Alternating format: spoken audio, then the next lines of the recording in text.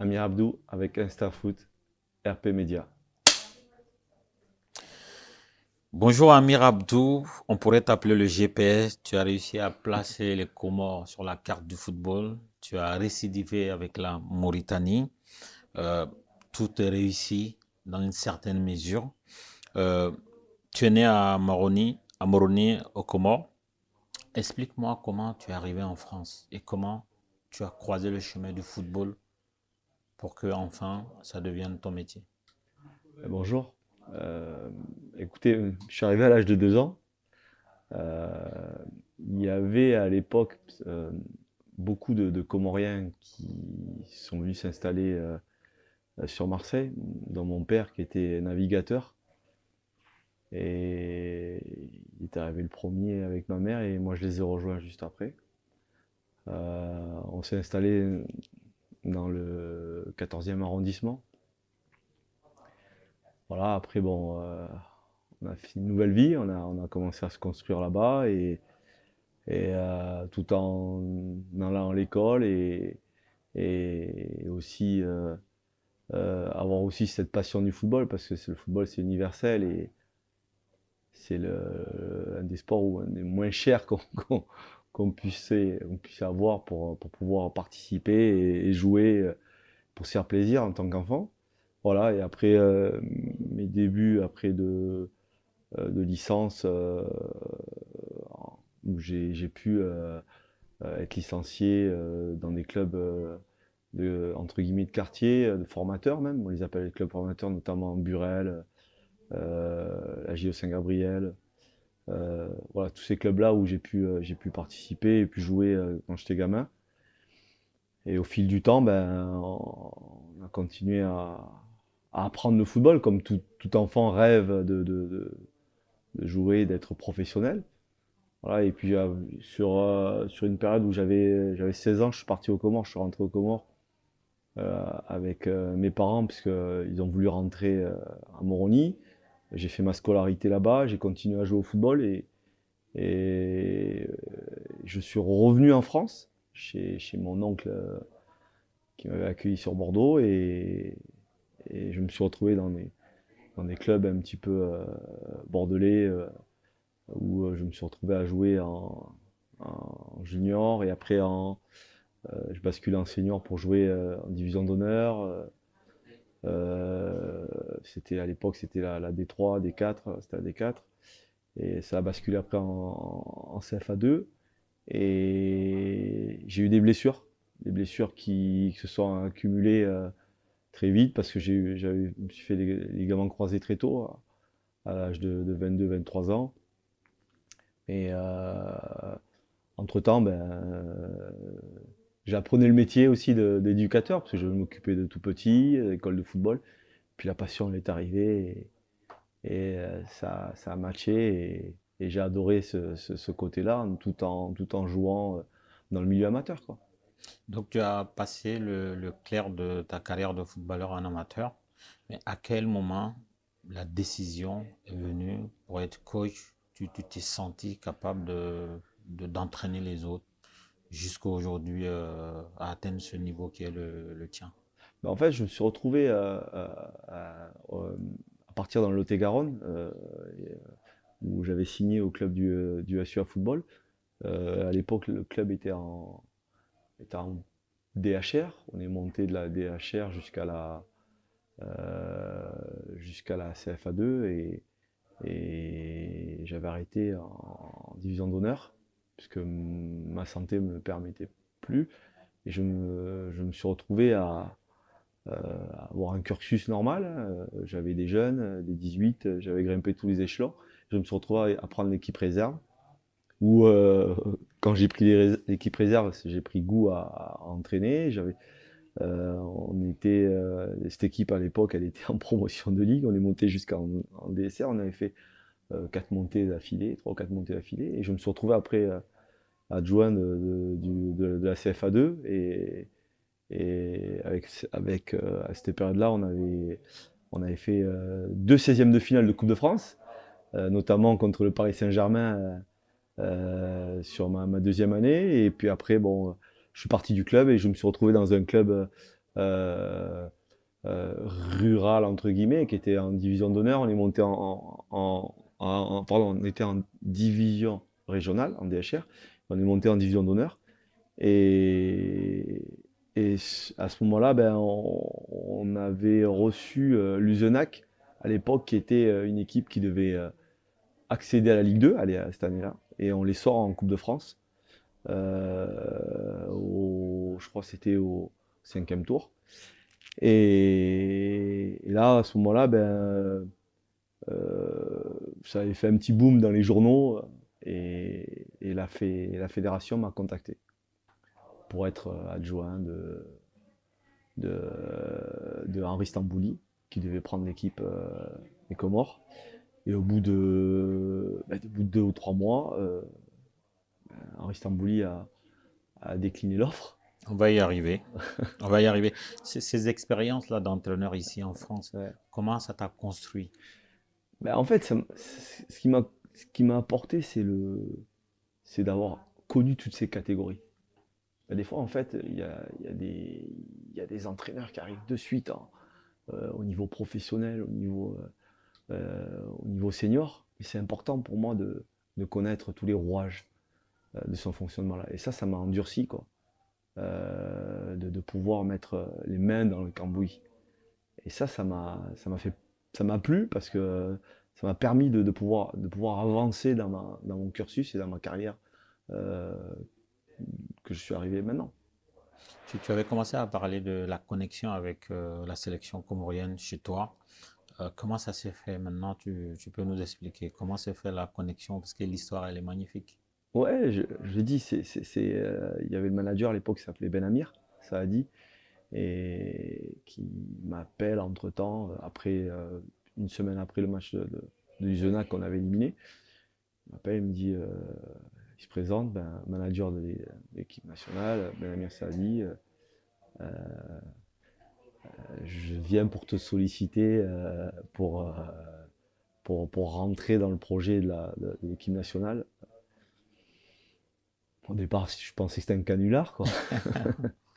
Et au final, bon, on a échangé. Il m'a dit, bon, c'était pour accompagner, on voulait une personne qui soit un petit peu d'origine comorienne, entre guillemets, qui a des racines, qui puisse accompagner Henri Stambouli dans sa mission.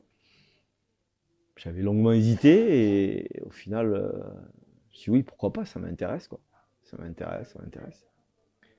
Et moi, j'ai pas pu échanger avec Henri, puisque Henri Stambouli à l'époque, puisque ça se passait entre le manager et Stambouli, M. Stambouli, et au final, ben, il décline l'offre. Je sais pas la raison. Et le président de la fédération, Salim Torki, qui m'appelle, qui me dit faudrait que tu montes à Amiens, qu'on puisse se rencontrer, qu'on puisse échanger. Et il avait une résidence sur Amiens, et je me suis retrouvé là-bas sur Amiens à discuter avec le manager. Je montais en même temps, et on se retrouvait chez lui dans son salon. Et il me dit voilà, il faut que tu prennes l'équipe. Je dis ouais, mais M. Stambouli, non, il a décliné l'offre. Maintenant, on a décidé que ce soit toi. On veut que tu sois le fer de lance de cette équipe nationale. Ben, laissez-moi quelques jours, temps de réflexion. Je ne peux pas vous donner une réponse parce que je trouve que C'est violent. c'est violent pour moi, quoi. C'est très. Je me retrouve là. Moi, je suis en train de faire mes gammes, quoi. Réfléchis. Donc, il me rappelle la semaine d'après. Et 15 jours après, ben, écoutez, ben, ils ont insisté, mais j'étais pas favorable à prendre l'équipe et j'accepte de prendre le projet. Et pourquoi tu n'étais pas favorable au début?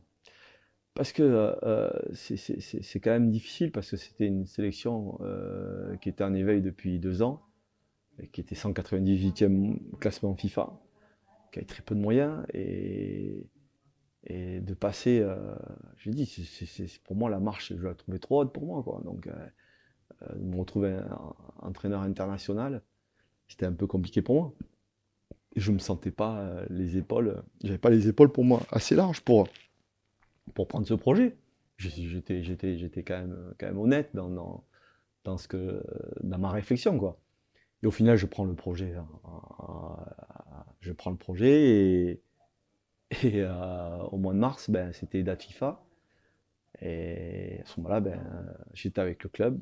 Au mois de février, ben, je commençais en 2014, j'avais pas tous les éléments pour pouvoir. Les outils de recherche. J'avais pas Wisecout, j'avais aucune source de pouvoir rechercher des joueurs. On m'avait donné une certaine liste. Et moi, j'allais sur Internet, aller chercher les joueurs sur Transmarket, sur d'autres sites. Et je me fais une shortlist de 40 Comoriens qui jouent en France, quoi. Faut savoir aussi qu'on a une grosse population de Comoriens en France qui émergent dans les centres de formation et qui n'ont jamais excédé au-dessus. Mis à part, il y avait Kassim Abdallah à l'époque et Chakar Ladur qui jouait à Caen. Ali Hamada et Jamel Bakar aussi qu'il y avait à l'époque. Et donc là, qu'est-ce que je fais? Ben, je travaille sur des recherches, je me fais une shortlist. Et mon manager m'appelle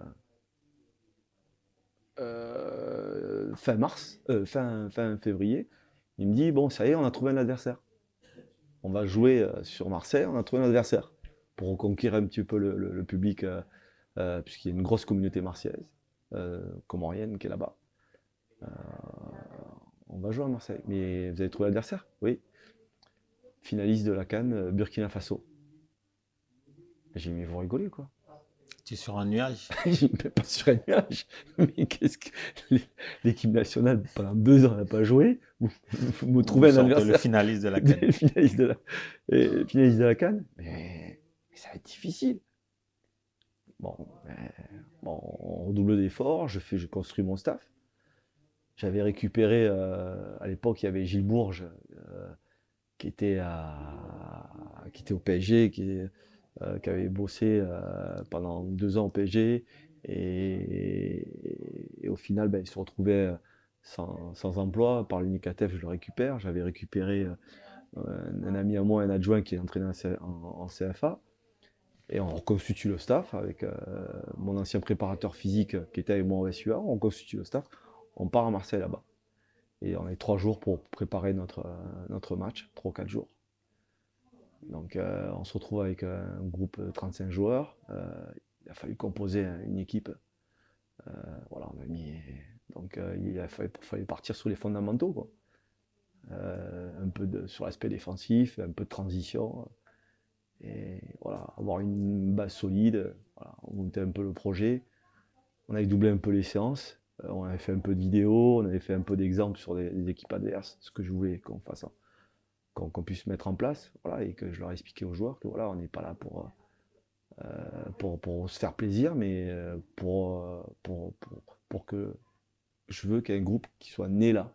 Voilà, il faut montrer que voilà, les Comores vont exister dans les années à venir.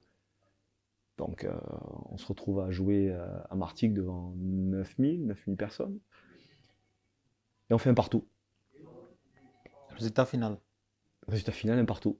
Un partout, la folie au pays. Le président de la République, mon président de la Fédé, il vient dans les vestiaires. Il a fait un pari, quoi. Il me passe le téléphone, c'était le président de la République, il me félicitait. Et les images en parallèle au Comores, les gens faisaient la fête. Ils sont sortis comme si on avait gagné la Coupe du Monde, quoi. Magique, magique Amir est né ce jour. C'est ça. C'est ça. Ah, c'est très beau. Voilà, et ça démarre là. D'accord. Et ensuite, est-ce que ça n'a pas été difficile pour un entraîneur qui n'a pas été professionnel, qui n'a pas un grand nom, pour un pays qui n'existe pas sur la carte du football? Est-ce que ça n'a pas été compliqué d'aller chercher des joueurs qui sont en professionnel pour rejoindre le projet? Est-ce que ça n'a pas été le plus difficile? Au départ, oui. C'était semé d'embûches. Il fallait montrer, il fallait exister, il fallait leur montrer aussi que on était capable, ou j'étais capable de pouvoir construire un groupe et avoir des résultats. Et au fil du temps, on a commencé à avoir des résultats assez cohérents. Voilà, on arrivait à faire des choses intéressantes, on commençait un petit peu à parler de nous. Et c'est là qu'on a commencé à avoir quelques joueurs qui sont arrivés, notamment Ali Hamada, qui joue au TFC à l'époque. et Jamel Bakar qui joue à Montpellier. Voilà, on a commencé à avoir une ossature. Et puis des joueurs aussi qui se sont construits aussi auprès de la sélection, qui sont devenus assez après des joueurs de très bons clubs. Et voilà, c'est la reconnaissance et le travail, pardon. Mais ça a été difficile. Ça a été difficile pendant les années où j'ai pu passer aux Comores parce que le pays était assez exigeant. On connaissait l'Afrique. Voilà, ils ont besoin de résultats de suite. Voilà, même si j'ai perduré pendant 8 ans, mais très très compliqué pour moi pendant ces périodes-là. Après, on a réussi à se familiariser avec les joueurs. Ça, on a créé vraiment une cohésion, puisqu'on avait quand même une ossature au niveau de ces joueurs-là qui m'ont accompagné dans ce projet. Et on arrive à la Coupe d'Afrique des Nations au Cameroun, où on peut dire, hein, Amir, tu es un distributeur automatique d'émotions, parce que il y a eu, ça a donné les prémices de la Coupe d'Afrique en Côte d'Ivoire, parce que là, ça a été un scénario hollywoodien. Au Cameroun. On se rappelle la séquence de 12 joueurs de l'équipe nationale qui sont testés positifs au Covid. Un joueur de champ qui se retrouve à être gardien titulaire. Raconte-nous un peu dans les coulisses comment s'est déroulé cet épisode-là de ta vie et certainement du football, parce que je pense que c'est un cas unique. Avant de parler du Cameroun, on est passé par plusieurs étapes, quoi. Des galères. Galère. Je me rappelle, on était en stage en Arabie Saoudite, période de Covid, c'était très compliqué. On était isolés, on ne pouvait pas manger ensemble. On partait aux entraînements, on rentrait à l'hôtel. Le seul moment où les joueurs ont pu se recueillir, parce que les joueurs sont très croyants, on est très croyants chez nous, et on est parti à la Mecque ensemble. Ça a été un moment extraordinaire pour les joueurs. Et puis quand on a mis notre pied au Cameroun, on était plein d'étoiles, quoi. C'est le petit Comore qui est là, faire une compétition comme ça, on en regardait partout, c'était extraordinaire. Première CAN.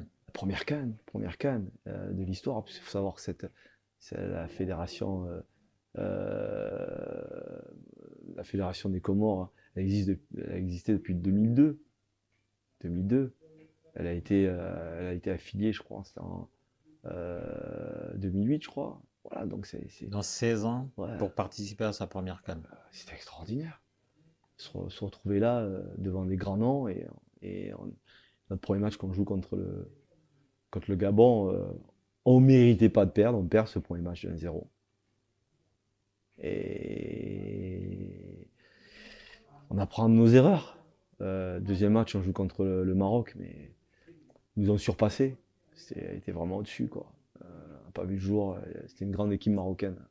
À cette période, le gardien avait fait des réflexes extraordinaires. C'était Salim Benbona, qui est actuellement à Épinal National 1, qui avait fait un match extraordinaire. Il avait arrêté un penalty d'Akini. Voilà, donc on s'est retrouvé à perdre ce deuxième match. Et troisième match, il fallait se préparer. Il fallait dire qu'il fallait y croire encore, parce que il y avait des possibilités de se qualifier avec 3 points. Et on jouait contre le Ghana des frères Ayou, où je me souviens, il avait évoqué dans les journaux que les Comores, pour lui et son équipe, c'était une banalité, quoi. On s'était servi un petit peu de ces mots-là, et au final, on gagne contre 3-2. 3-2. Et Première victoire première victoire historique historique. Et à la première première qualification. participation à la Coupe d'Afrique des Coupe d'Afrique des Nations. Nations. Est-ce que le président te rappelle? Le président était là. Président de la République. Le président était là. Le président de la République était là. Il est descendu dans les vestiaires? Non, il n'était pas descendu les vestiaires, mais il était là pour l'ouverture de la CAN.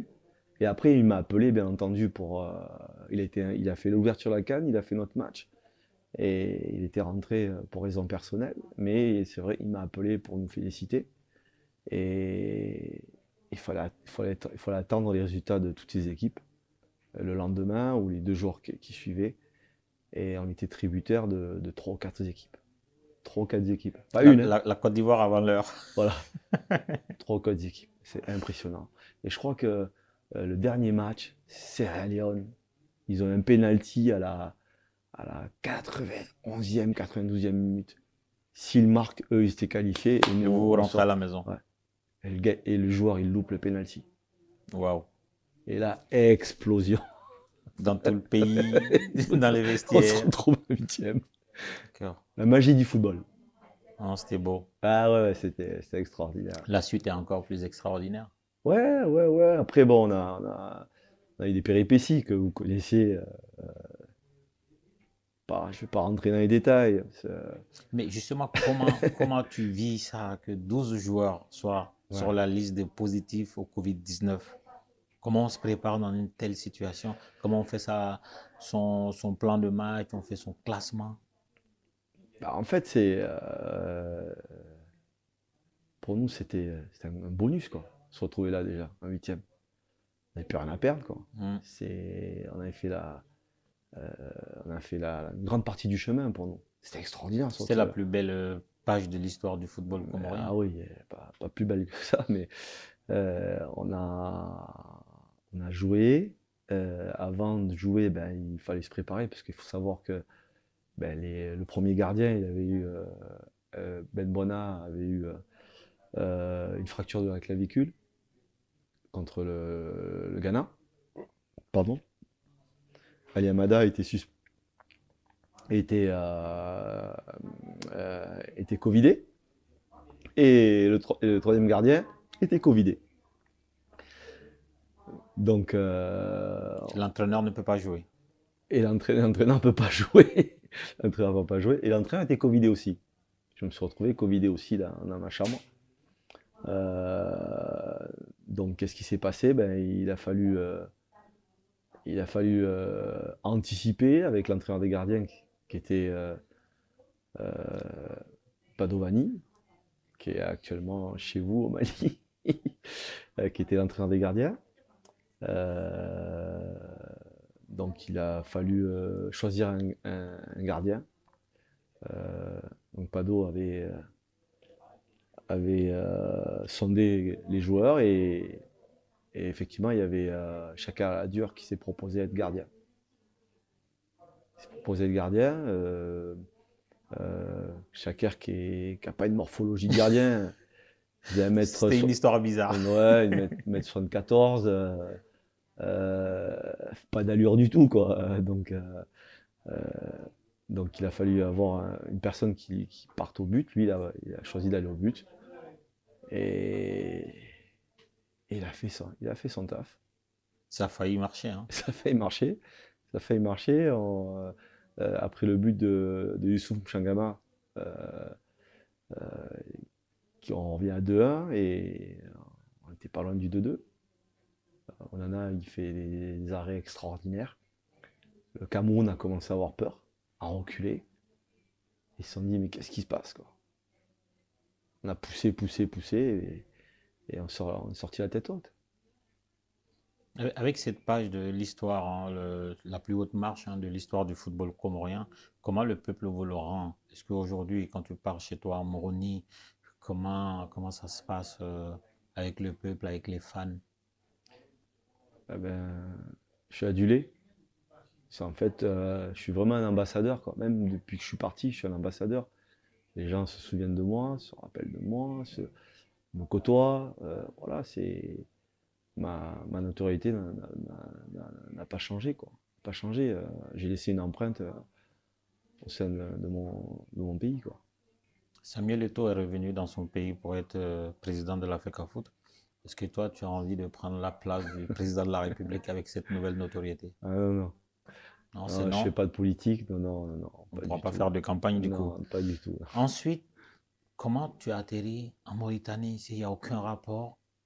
Comment tu as atterri en Mauritanie dans un club et ensuite tu prends la sélection? Comment ça se déroule, le processus? Euh, En fait, la Mauritanie, c'était la période de Covid. J'avais un ami Richard Gnagna qui m'avait appelé, journaliste d'ailleurs, qui m'avait appelé, qui m'avait dit que la Mauritanie cherchait, le club de Nouadhibou cherchait un entraîneur de renom de façon à pouvoir passer les étapes de qualification pour la Ligue des Champions. Et il a pensé à moi. Les discussions avaient démarré en mars. J'ai pas pu y aller à cette période-là. Et à cette période-là, j'étais aussi entraîneur de l'équipe nationale, puisqu'on continuait à faire nos gammes et on n'était pas encore qualifié. Et au mois de novembre, je signe à Mauritanie pour prendre l'équipe de Nouadhibou. Pendant 1 an et demi, on est devenu champion. On a fait finale de la coupe et, euh, et on passe le deuxième tour préliminaire de qualif contre Sétif à l'époque, euh, qui a été deux fois champion qu'on gagne 2 fois la Ligue des Champions et on se retrouve à jouer contre eux et on gagne notre premier match. Allez, et le match retour, on se fait sortir pour des discussions arbitrales que je ne vais pas dévoiler. Et puis après, je fais la CAN, je fais mon parcours avec le club. Dès que j'ai fini la CAN, j'avais décidé d'arrêter avec l'équipe nationale des Comores. Pour moi, j'avais touché le sommet et je pense qu'il fallait avoir un autre discours, une autre équipe qui devrait arriver pour travailler avec l'équipe nationale. Et ensuite, qu'est-ce que j'ai fait? Je me suis retrouvé à revenir avec mon club de Nouadhibou. Et j'avais eu d'autres propositions, des propositions qui arrivaient d'autres équipes de sélection qui s'étaient manifestées. Et le président Ahmed Yahya qui m'a demandé de le rejoindre dans son bureau le mois de février. Il a aussi des parts au niveau du FC Nouadhibou. Et il m'a reçu avec Aziz Bouguerbal, le président actuellement de FC Nouadhibou, et eux qui sont les cofondateurs de ce club. Et donc je me suis retrouvé dans leur bureau, ils m'ont proposé l'équipe nationale. Donc moi, qu'est-ce que j'ai fait? Laissez-moi un temps de réflexion. Voilà, ils m'ont dit que voilà, j'étais l'homme de la situation, que je connaissais bien le pays. Effectivement, ils voulaient du renouveau et il faut savoir que l'équipe nationale était dans une période de turbulence. Ils n'avaient pas gagné depuis 8 mois, je crois. Et ils étaient vraiment dans une période difficile. Et je me suis retrouvé à accepter le projet et on est parti sur un projet de 2 ans. Voilà. Mais dans ta réflexion, qu'est-ce qui a fait que tu as accepté parce que tu n'étais pas obligé? Ouais. Qu'est-ce qui a fait que tu as accepté? Tu connais le pays, tu connais la population, la culture. Mais au-delà de ça, sportivement, qu'est-ce qui a déclenché ton envie de devenir sélectionneur de la Mauritanie? L'environnement, je connaissais les joueurs. Ce que j'ai pu faire avec le staff quand on a pris le projet, on a fait un véritable travail de fond, un diagnostic. Euh, on s'est posé toutes les questions. Pourquoi cette équipe, elle perdait, dans quelle zone elle perdait les ballons, le système où elle était défaillante. Et donc on a pu rassembler tous ces éléments-là de façon à pouvoir créer un groupe, aller chercher un petit peu des binationaux. Et au final, on a enchaîné 15 matchs sans défaite, quoi. 15 matchs, j'ai démarré avec 15 matchs sans défaite avec cette équipe-là. Encore magique, Amir. Je suis un magicien. Non. Mais la Mauritanie ressemble un peu aux Comores, dans une certaine mesure. Encore difficile de convaincre des binationaux qui n'ont aucune information sur la sélection mauritanienne. Ouais. Comment tu t'y es pris pour convaincre des gens qui jouent en Europe de venir jouer pour la Mauritanie? Déjà, l'important, c'était de garder un petit peu cette ossature au niveau des hommes, des joueurs qu'on avait. Parce que certains joueurs ne voulaient plus revenir en sélection. On a pu garder une certaine ossature. Et après, par les résultats, ben, les joueurs viennent. Viennent. Faut savoir après la situation géographique de la Mauritanie, sur le plan large, c'est pays voisin du Mali, pays voisin du Sénégal et pays voisin du Maroc. Donc la recherche avec les agents, les discussions, les binationaux, on arrive à les trouver. On a réussi à les trouver. Il y a des joueurs qui sont sénégalo-mauritaniens, mauritaniens-maliens, Ou voilà. les quatre à la fois. Ou les quatre à la fois, comme Koïta, où il a quatre nationalités. Et ça, c'est un travail de recherche dans notre laboratoire, en gros. On a pu récupérer tous ces joueurs-là de façon à créer une vraie identité de cette équipe-là. Mais en termes de moyens, je ne vais pas dire que mon président c'est un avant-gardiste, je peux le dire même, je peux le dire, parce qu'il fait tellement de choses et un précurseur de beaucoup de choses que forcément ben, on a envie de travailler avec lui. Parce qu'il nous donne l'envie de pouvoir travailler et lui il est là pour nous accompagner.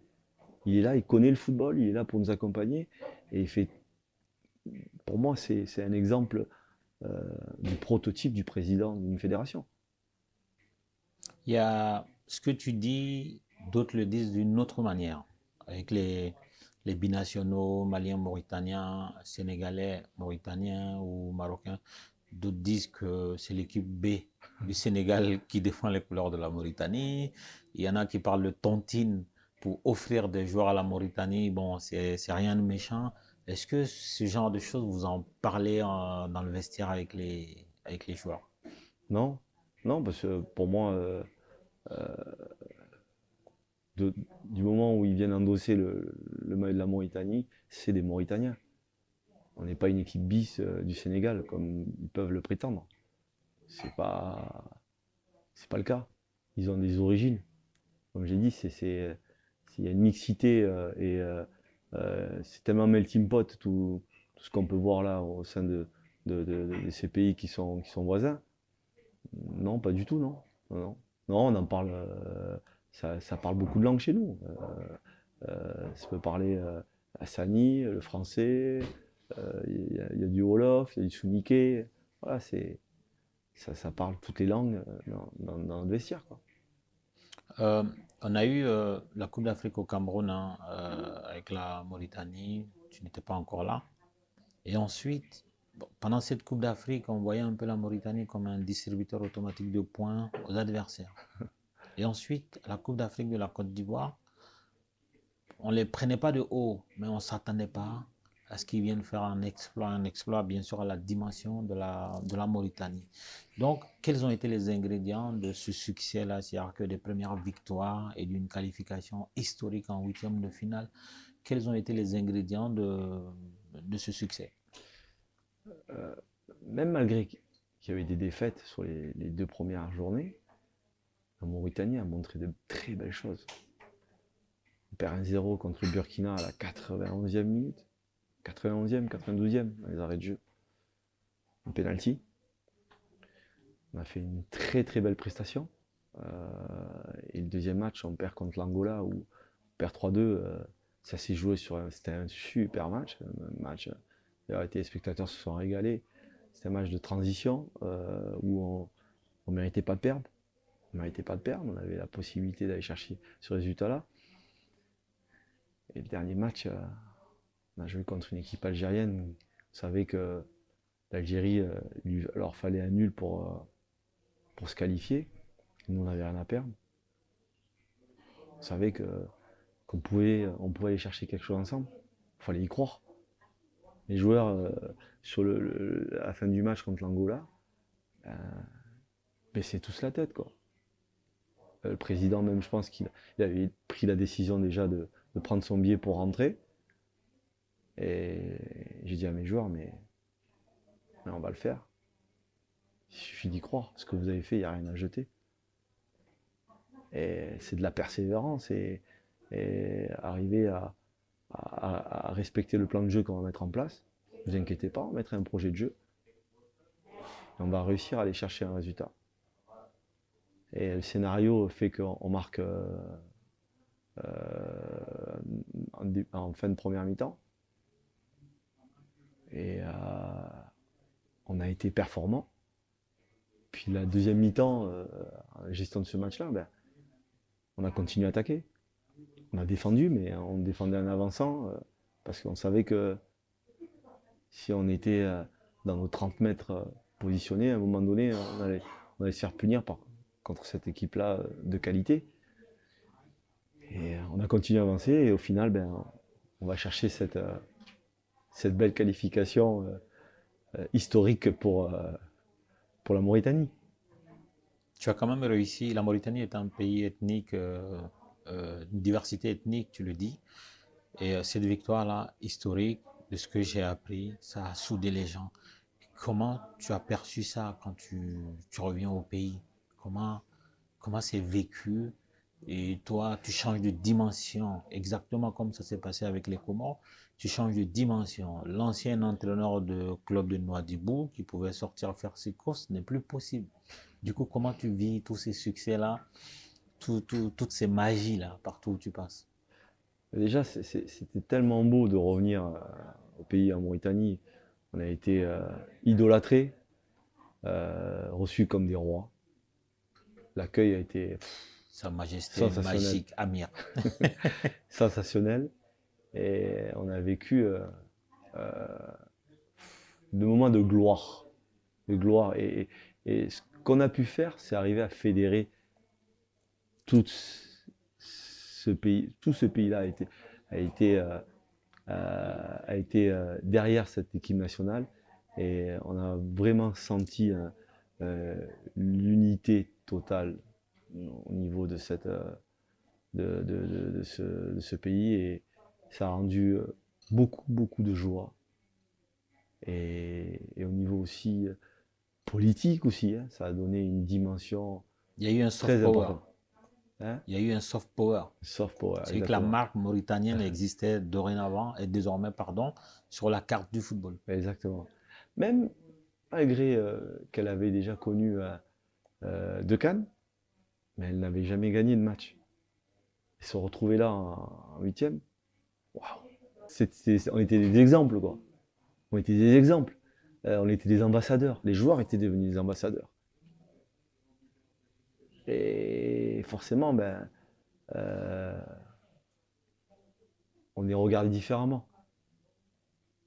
Quand on va au pays, on est regardé différemment. On descend de l'aéroport, waouh, c'est eux c'est les héros de la nation. En gros, c'est ça, quoi. Comment avec ta famille, hein, quelque chose de privé, hein, avec ta famille ou même avec les Comoriens, comment ils voient ça? Le fait que un fils des Comores, on peut dire aussi un fils de France, puisque tu as vécu ici depuis l'âge de 2 ans, aille en Mauritanie, tel un GPS, placer la Mauritanie sur la carte du football. Comment ta famille vit ça? Fier, fier, tout le monde est fier, notamment le peuple comorien. Je suis supporter de la Mauritanie, du coup. Ils sont supporters en Mauritanie. J'essaie de ramener des maillots. Les gens se monopolisent. Quand la Mauritanie joue, ils sont derrière l'équipe nationale. Ils sont supporters. Ils sont supporters d'Amir Abdou, mais ils sont supporters aussi de la Mauritanie.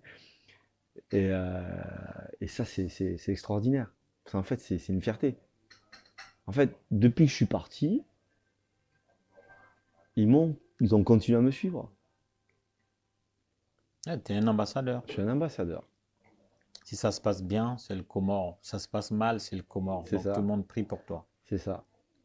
Et la suite de la Coupe d'Afrique des Nations, sachant que la Mauritanie, en fait, la Côte d'Ivoire est un pays particulier pour la Mauritanie. Il y a beaucoup de Mauritaniens qui vivent là-bas. Et d'ailleurs, je ne sais pas aujourd'hui, mais autrefois, dire à quelqu'un d'aller acheter du pain à la boutique ou aller chez le Mauritanien, ça voulait dire la même chose. C'est vrai. Et du coup, en Côte d'Ivoire, on voyait le Mauritanien comme quelqu'un qui tient une boutique. Et aujourd'hui, à travers toi et tes joueurs, vous avez envoyé un autre message. Vous avez changé cette vision du Mauritanien en Côte d'Ivoire. Est-ce que ça, ils te l'ont dit? Bien sûr.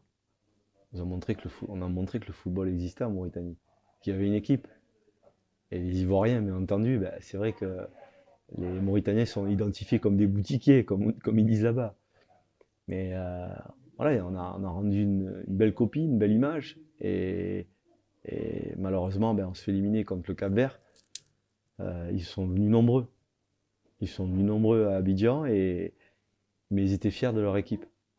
Très fiers de leur équipe. Et cette image-là, ben, elle restera gravée. Très bien. Après la CAN, tu as été prolongé jusqu'en 2026. C'est un peu rare dans le milieu, hein. En général, 1 an, 2 ans. Quels ont été les ingrédients de ce deal sur la confiance? Parce que Ben, prolongé jusqu'en 2026, c'est-à-dire qu'il y a une marque de confiance. Et sur quoi repose cette marque de confiance-là, au-delà de ce que nous, on a pu voir? Peut-être qu'il y a d'autres choses. non, comme j'ai dit, j'ai des rapports particuliers avec mon président, le staff. Ben, je fais partie de leur famille, quoi. Partie de leur famille, ils m'ont bien accueilli. J'ai été adopté dans ce pays-là. Et c'est une marque de confiance que le président m'a donnée. Et il croit en moi pour les prochaines échéances. Il a voulu une stabilité de façon à pouvoir et continuer au niveau de l'aventure de cette équipe nationale, d'apporter euh, un travail que j'ai pu mettre en place depuis certaines années et, et y croire à d'autres projets. Justement. Euh, on va continuer, hein. Euh, à titre personnel, quels sont tes objectifs et aussi quels sont tes objectifs avec la sélection mauritanienne et à part la sélection mauritanienne, quels sont tes objectifs personnels? Mes objectifs, vous savez, moi je vis le jour le jour. Euh, Tu es mais dans le là, moment, tu es en train de me dire que tu es dans le moment présent? dans le moment présent, ouais, on rêve tous de compétitions comme la Coupe du Monde. Je rêve encore d'une CAN, parce que quand on y a goûté 2 fois, on a envie d'y revenir. D'autant plus que la CAN en Côte d'Ivoire, elle a été extraordinaire, magnifique.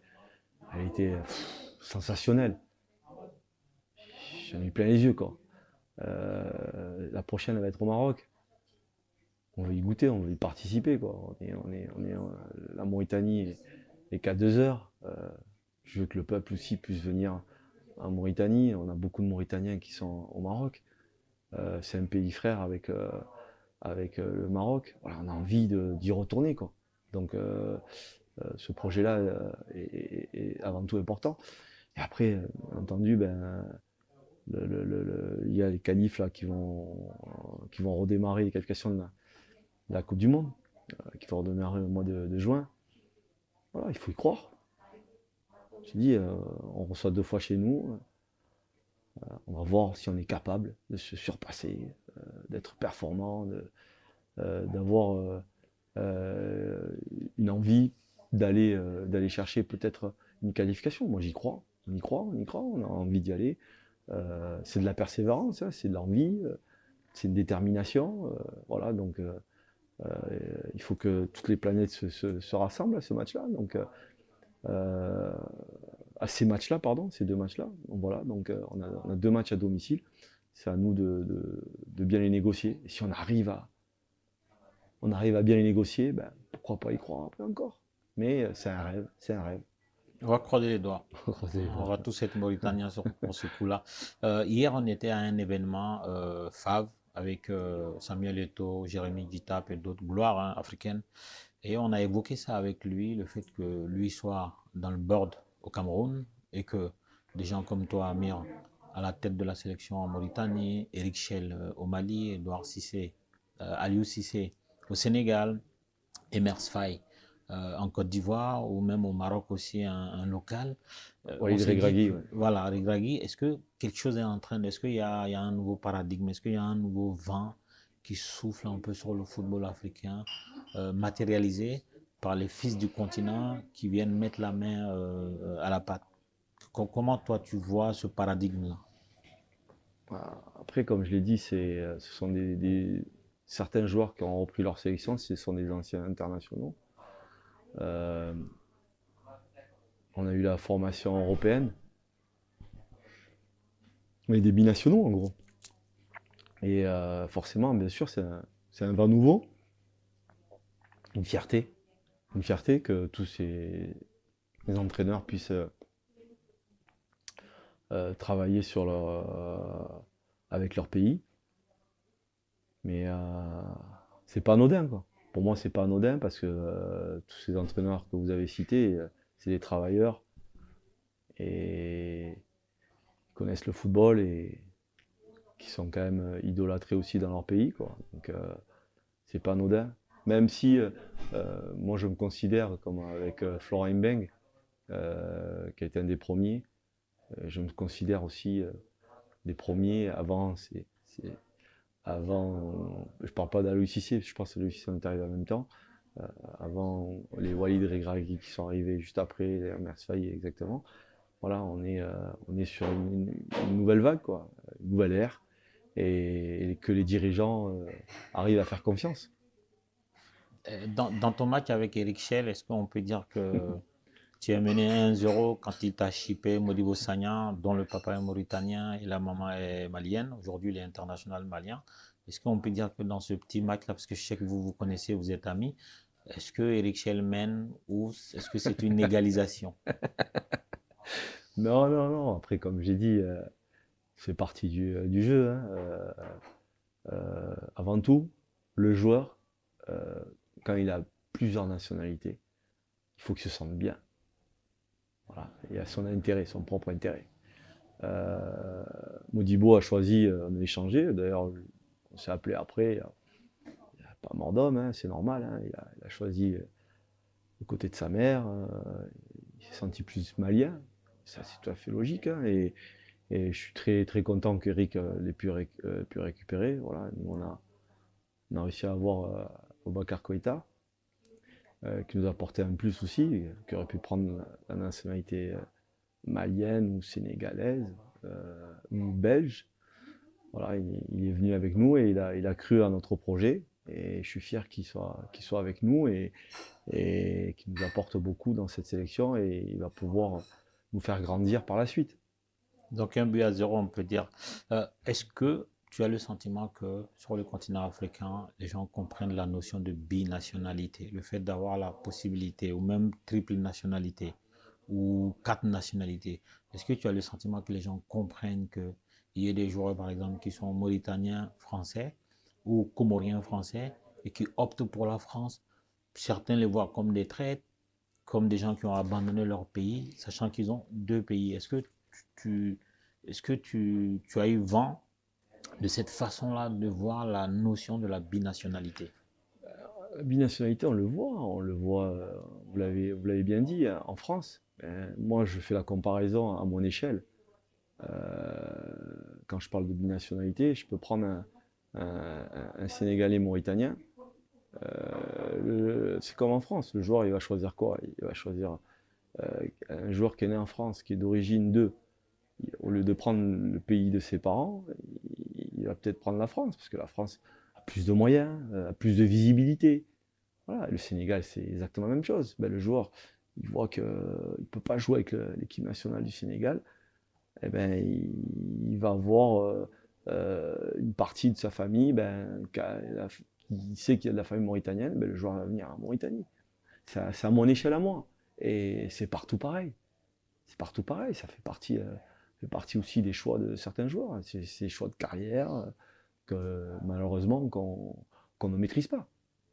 Dernière question, dans tous tes choix, que ce soit en France, aux Comores ou en Mauritanie, en club comme en sélection, est-ce qu'il y a eu des moments de doute? Bah, toujours, toujours, on a des doutes sur vous avez l'impression de dominer un adversaire et au final vous vous faites taper et vous ne maîtrisez plus rien. Vous avez des retombées. De toute façon, nul n'est à l'abri de quoi que ce soit. Un président peut vous idolâtrer pendant 1 ou 2 matchs et le troisième match que vous perdez, il va falloir rendre des comptes. C'est partie de notre métier. Bien sûr qu'on doute toujours. C'est pour ça qu'il est toujours important de se remettre en question. Moi, j'ai cette faculté-là. J'arrive à switcher. Je vais gagner un match, je vais faire un nul ou gagner un match où je vais perdre. Ben, le lendemain, je vais faire mon auto-évaluation et je mets les compteurs à zéro et je repars sur un autre projet. Parce que le football, c'est un éternel recommencement. On ne peut pas rester figé sur une épopée. C'est impossible. Sinon, vous êtes mort. On ne peut pas être sur un nuage. Il faut vite redescendre pour retravailler, retrousser les manches et vous rebosser parce que on doit faire 2 fois plus que les autres. D'autant plus quand on est des entraîneurs comme nous, voilà, où on a on n'a pas des nations mirobolants, on n'a pas des grosses nations. Euh, on est des travailleurs, quoi. Donc, le mot d'ordre, c'est travail, travail, travail, travail et se remettre en question. Merci infiniment, Amir Abdou, Merci, alias Magique Amir. Merci. merci, merci. Et déjà,